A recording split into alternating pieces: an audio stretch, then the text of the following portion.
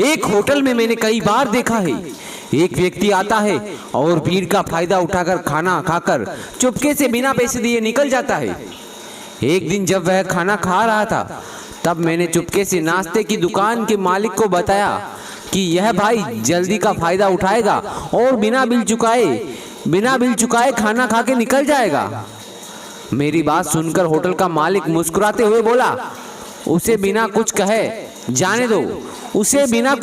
जाने दो, हम इसके बारे में बाद में बात करेंगे। हमेशा की तरह भाई ने नाश्ता करके इधर उधर देखा और भीड़ का फायदा उठाकर चुपचाप वहां से खिसक गया।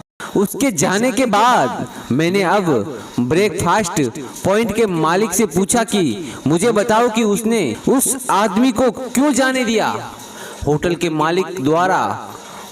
मालिक द्वारा दिया गया जवाब सुनकर आपको भी आश्चर्य होगा। उसने मुझसे कहा, तुम अकेले नहीं हो, कई भाइयों ने उसे देखा है और मुझे उसके बारे में बताया है।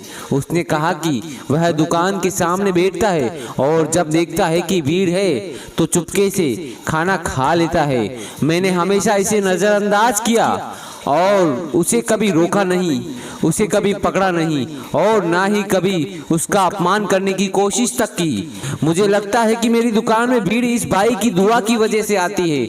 मेरी दुकान के सामने बैठे हुआ दुआ करता है कि जल्दी इस दुकान में भीड़ हो तो मैं जल्दी से अंदर जा सकता हूँ और खाना खा सकता हूँ और निकल सकता हूँ। और निश्चित रूप से जब वह अंदर आता है तो हमेशा भीड़ होती है।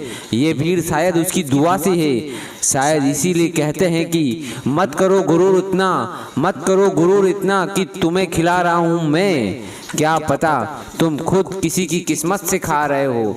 तो दोस्तों, आपको बात कैसी लगी कमेंट में जरूर बताएं। धन्यवाद।